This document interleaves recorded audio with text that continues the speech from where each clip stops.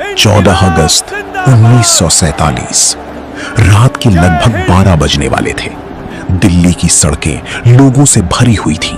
हर तरफ तिरंगे लहरा रहे थे। भारत माता की जय आसमान में गूंज रहे थे। लोग नाच रहे थे। एक नया इतिहास था। लेकिन उसी रात भारत की सीमाओं पर हजारों नहीं लाखों लोग अपने ही घरों से बेघर हो रहे थे। किसी की गोद में छोटा बच्चा था, किसी के हाथ में सिर्फ एक छोटी सी गठरी और किसी के पास अपने परिवार की आखिरी तस्वीर। एक तरफ आजादी का सबसे बड़ा जश्न और दूसरी तरफ इंसानी इतिहास का सबसे दर्दनाक पलायन। लेकिन क्या आपने कभी सोचा है कि आखिर अंग्रेज जो लगभग भारत पर राज करते रहे, उन्होंने अचानक भारत छोड़ने का फैसला क्यों किया? सिर्फ महात्मा गांधी के आंदोलन की वजह से हुआ? क्या क्रांतिकारियों की कुर्बानी ने अंग्रेजों को झुका दिया, या फिर द्वितीय विश्व युद्ध ने ब्रिटिश साम्राज्य की कमर तोड़ दी?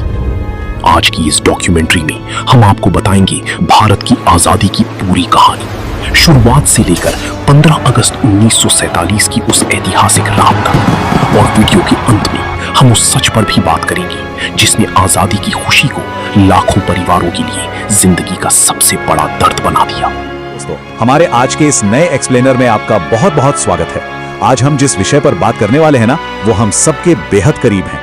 2026 में आने वाले भारत के स्वतंत्रता दिवस को लेकर कुछ ऐसे रहस्य और अनसुने तथ्य हैं जो शायद ही आपको पता होंगे। आज हम इसी छुपे हुए इतिहास की परतों को खोलेंगे और सोर्स मटेरियल के आधार पर जानेंगे कि जो हम जानते हैं उसके पीछे की असली कहानी आखिर है क्या। तो बिना देर किए चलिए शुरू करते हैं।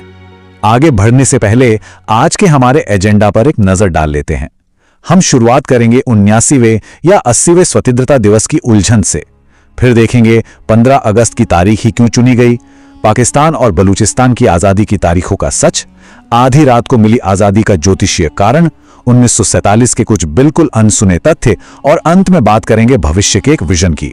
तो चलिए सबसे पहले बात करते हैं पहले भाग की, 79वां या 80वां स्वतंत्रता दिवस। ये एक बहुत ही आम सी गणितीय उलझन है जिसे हमारा सोर्स बहुत अच्छे से स्पष्ट करता है।